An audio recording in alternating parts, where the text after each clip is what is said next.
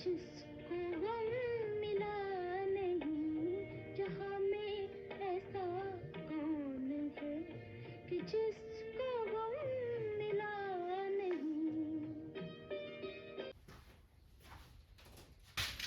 अस्सलाम वालेकुम। मेरा नाम ताबिश ताज है, इन केस अगर आप लोगों को पता नहीं है। So this is gonna be a very very serious video. और आज की वीडियो में हमने जो चीज़ें डिस्कस करनी है सीए से रिलेटेड, उसमें आता है कि सीए किसको करना चाहिए, and then something about PRC, CAF, और उसके बाद इंडक्शन प्रोसेस एंड फाइनल्स। तो सीए की जब बात शुरू होती है तो कुछ ऐसे लोग होते हैं जो कि पूछते हैं कि यार ये जो सीए आपका है ये किन लोगों के लिए और ये किन लोगों को करना चाहिए। तो मेरे पास वैसे ऐसी कोई लिस्ट नहीं है जो कि डिफ़ाइन करती है कि इन लोगों को सीए करना चाहिए, और ना ही किसी के पास ऐसी लिस्ट है। कोई भी सीए कर सकता है unless until he is not consistent. उसको फेलियर से फ़र्क पड़ता है, और वो करियर को बिल्डअप करने के लिए वो 5 से 7 साल नहीं लगा सकता। उसके अलावा हर बंदा सीए कर सकता है। अब जब सीए शुरू करने की बात आती है ना, तो हमारे जो कॉलेजेस हैं ना वो सबसे पहले बीच में आते हैं और आपको दबोचने की कोशिश करते हैं कि यार हमारे पास आओ, हम आपको बेहतर पढ़ाएंगे। अब अपने कॉलेज कौन सा चूज़ करना है, ये स्टिल बहुत बड़ा क्वेश्चन है, और इसका तो आंसर मेरे पास खुद भी नहीं है।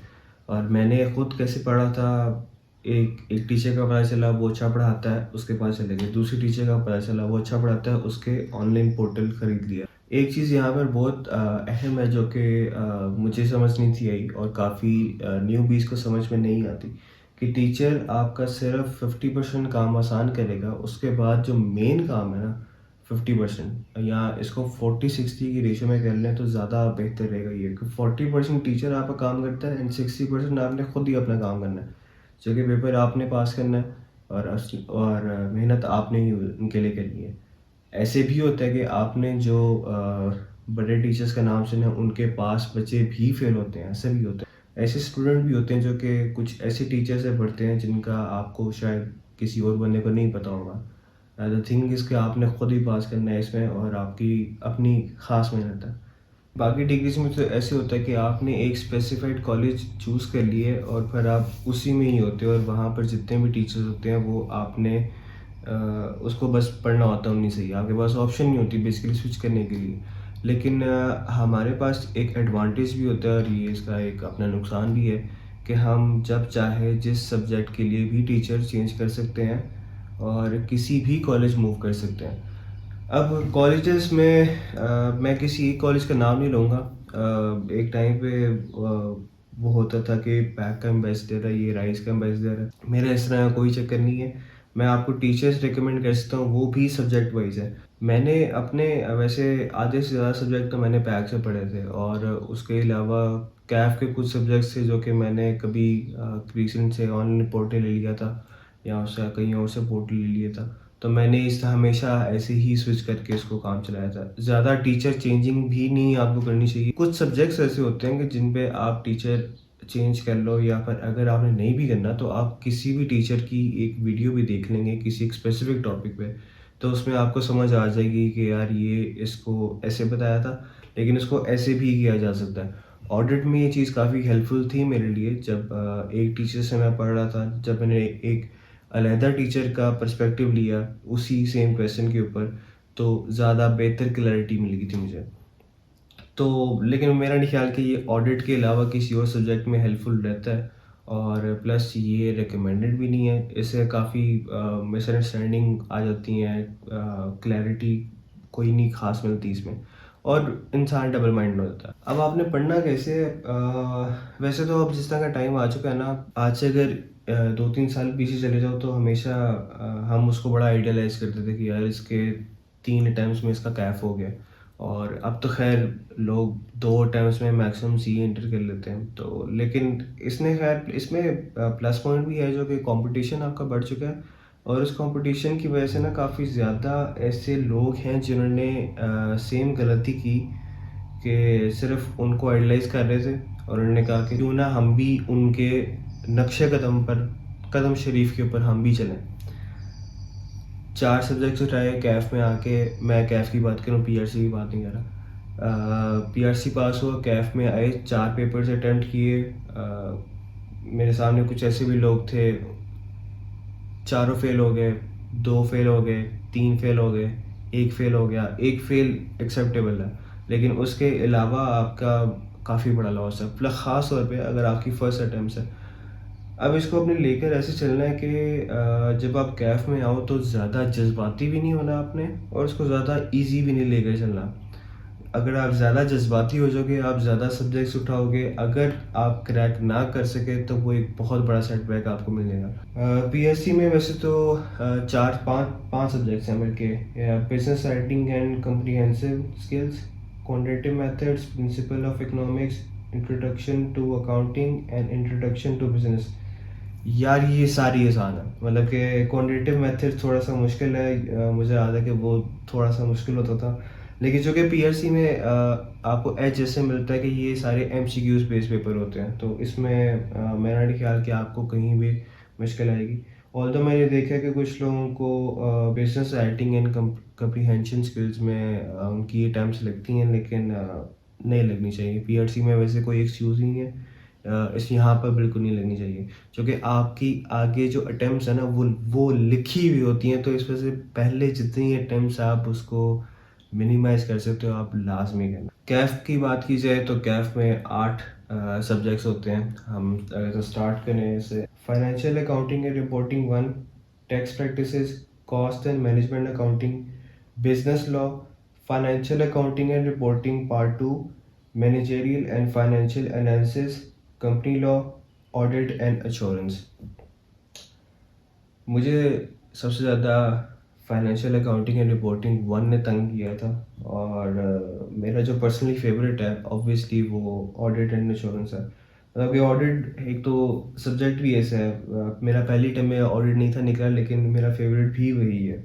कैफ़ की अगर तो बात करें हम, तो सब्जेक्ट वाइज अगर तो इसमें बात करें तो काफ़ी डिटेल हो जाएगा ये, और इन शॉर्ट इसमें वैसे तो मैं यही कहूँगा कि आपके पास 6 मंथ्स होते हैं, और नॉर्मली ऐसे होता है कि आप 3 पेपर्स इन सिंगल अटेम्प्ट आप उसको कोशिश करते हो, और जो कि 8 पेपर्स होते हैं, 3-3-6, और उसके बाद फिर एंड पे आप 2 करते हो। चूँकि इसमें हमारे पास फर्दर हैंड्स ऑन कोर्सेज भी होते हैं, तो जो लास्ट अटेम्प्ट होती है जिसमें आपके 2 पेपर्स रह जाते हैं होपफुली, तो उसके साथ फिर आपको हैंड्स ऑन कोर्सेज की रिकमेंडेशन दी जाती है। कुछ कॉलेजेस ऐसे भी हैं जो कि जब जैसे ही आप कैफ़ में आते हो तो आपको कहते हैं कि आप 4 पेपर्स उठाओ सिंगल टाइम में, और आप इजीली पास कर पाओगे। मेरा ये मशवरा है कि आप उनके कहने पर कभी भी किसी के कहने पर नंबर ऑफ सब्जेक्ट्स अटेम्प्ट ना करना, और कभी ऐसे भी ना करना कि यार मेरा दिल कर रहा है मैंने पाँचों के पाँचों अटेम्प्ट करने हैं। बस पहली एक अटेम्प्ट लगेगी यार, उसके बाद सारा क्लियर हो जाएगा कि कैसी चीज़ें लेकर चलनी है, और थोड़ा एक्सपीरियंस हो जाता है। तो पहली अटेम्प्ट के लिए थोड़ा इजी लेके चलो, जो कि अभी पहली अटेम्प्ट है। फर्दर पीआरसी एंड कैफ ज़मीन आसमान का डिफरेंस है। मतलब कि मुझे याद है जब मेरा पास हुआ तो हमारे जो सीनियर्स थे वो कहा करते थे कि यार ये तो सिर्फ एक एंट्री एग्ज़ाम की तरह है, असल चाहिए तो आपका कैफ से स्टार्ट होता है। और मैं अभी भी इस चीज़ को मैं डिनाई नहीं कर सकता, मैं इसे बिल्कुल डिसएग्री नहीं करूँगा, बल्कि मैं इस बात को मैं शेयर करूँगा और ऐड टू स्टोरी लगाऊँगा कि ये बिल्कुल बिल्कुल जेन्युइन बात की थी उन्होंने। तो 6 मंथ्स का आपके पास टाइम होता है, और आप 3 पेपर जब आप 6 मंथ्स के अंदर अगर आप उसको प्लान करो तो 1 महीना पहले आपकी क्लासेस ख़त्म हो जाती है। कुछ लोग सब्जेक्ट वाइज मैनेज कर लेते हैं कि जो हमारे पास आखिरी महीना है उसमें हम 1 हफ़्ता ये पढ़ेंगे, 1 हफ़्ता ये पढ़ेंगे। इसमें वैसे तो हर बंदे की अपनी अपनी अप्रोच होती है, लेकिन मैं ही आपको ये रिकमेंड करूँगा कि आप सारे सब्जेक्ट रोज़ाना पढ़ें। इसमें आपको प्लस पॉइंट ये मिलता है कि चूँकि एक तो वो जो महीना होता है ना वो बहुत स्ट्रेसफुल होता है, और वो वैसे ही बहुत डिप्रेसिंग होता है, जिसमें आपकी क्लासेस कोई नहीं होती। आप अपने अगर तो आप कॉलेज की लाइब्रेरी इस्तेमाल करें तो आपको सारे, जिससे हम कहते हैं कि भेड़ बकरियाँ बैठे हुए हैं और वो बस किताब खोल के बैठे हुए हैं, तो वो एक वैसे ही बड़ा डिप्रेसिंग एनवायरनमेंट होता है। और अगर तो आप हॉस्टल लाइट मैं आपको रिकमेंड करूँगा कि लाइब्रेरी यूज़ करें। लाइब्रेरी का बहुत फ़ायदा है। और अगर तो आप ऐसे हैं कि आपका घर है लाहौर में या कहीं भी जहाँ से भी आप सीए कह रहे हैं, और अगर तो आपको लगता है कि आप आखिरी महीने में 12 से 13 घंटे प्रोडक्टिव पढ़ सकते हैं, तो आप अपने घर में भी पढ़ें, जहाँ में भी आप पढ़ सकते हैं आप पढ़ें। बस मेन बस ये है कि आपने 12 से 13 घंटे प्रोडक्टिव देने हैं। अब इसमें होता भी ऐसे कि जब 12 से 13 घंटे की डेडलाइन रखी जाती है, लिमिट रखी जाती है, तो आप 10-11 तक आ जाओगे किसी भी तरीके से। तो 10-11 इनफ है, वैसे तो बहुत है। जब आप पीआरसी या कैफ में थे, तो आप कैफ पास होने को एक माइलस्टोन या फिर एक अचीवमेंट की तरह लेते थे। और बहुत मुबारक हो, आपका कैफ पास हो गया, but unfortunately this is not an achievement any more. आपके लिए होगी, आपने सीए के 13 पेपर पास किए, आपके घर वालों को खुशी होगी कि आपका हाफ सी हो गया।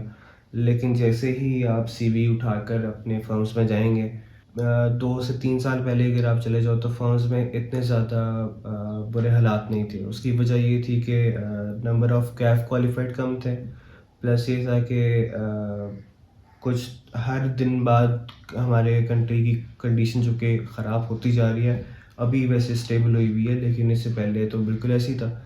तो उसकी वजह से फर्म्स अब ट्रेनीज़ कम उठाना चाह रही हैं। और जो कि रिसेंट जो रिज़ल्ट आया था कैफ पास होने का, मेरा ख्याल है कि 1800 बच्चे ने पास किया था।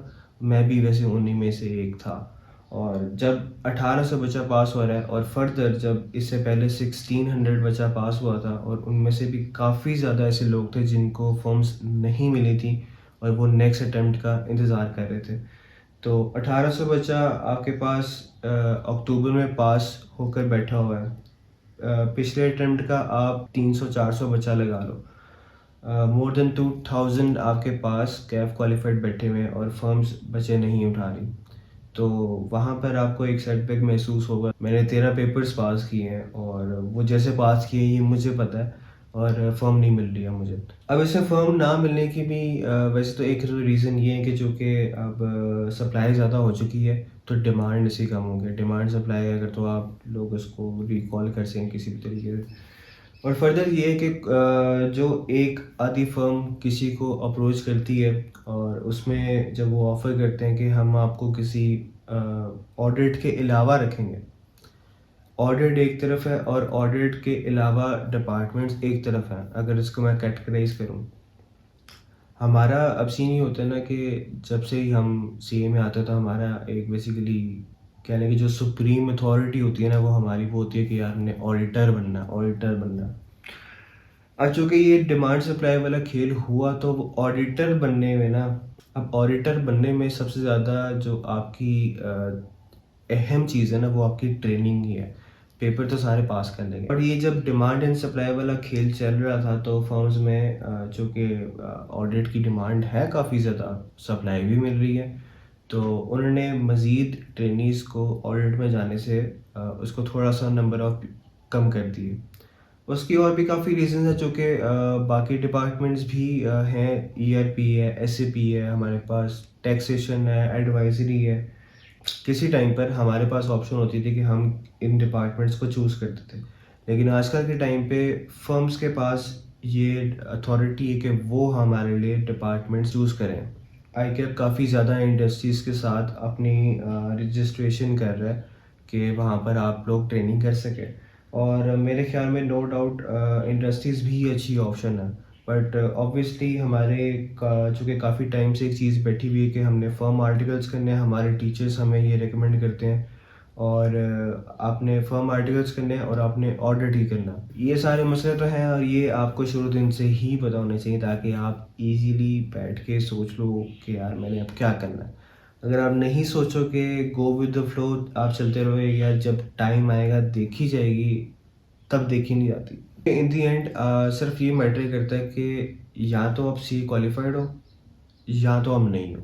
तो मुझे भी याद है कि जब मैं कैफ में था, तो हमारा एक ड्रीम होता था कि यार हमने बिग फोन में जाना है और हमने ऑडिटर ऑडिटर बनना है हमने। बट लेकिन जो कंडीशंस अब आजकल चल रही हैं इसमें दोनों ही चीज़ें मुश्किल हो गई हैं। बिग फोर भी मुश्किल हो गया, ऑडिटर बनना भी मुश्किल हो गया, रेफरेंस। तो ताविज भाई आप मुझे बताएं, रेफरेंस है कि नहीं है? रेफरेंस बहुत चलता है यार, बहुत ज़्यादा रेफरेंस चलता है। और इसके बारे में बताता हूँ कि अगर तो आपके पास रेफरेंस नहीं है तो 80% चांसेस आपको कॉल नहीं आएगी। जहाँ पर आपने सीवी ड्रॉप की है वो आपको शॉर्टलिस्ट नहीं करेंगे, क्योंकि डिमांड सप्लाई का खेल चल रहा है, डिमांड सप्लाई का टाइम चल रहा है। और आपके पास रेफरेंस नहीं है तो ऑब्वियसली आपको शॉर्टलिस्ट नहीं करेंगे वो।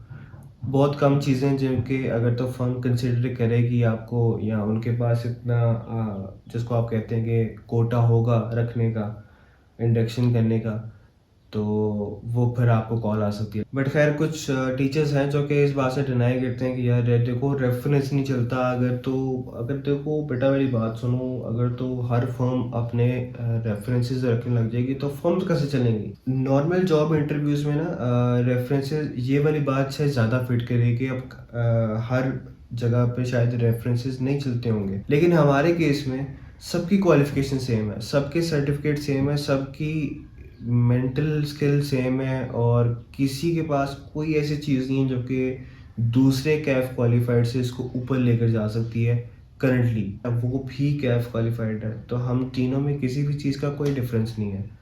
मैंने भी सेम पेपर पास किए हैं, उन्होंने भी सेम पास किया है, उन्होंने भी सेम पास किए हैं।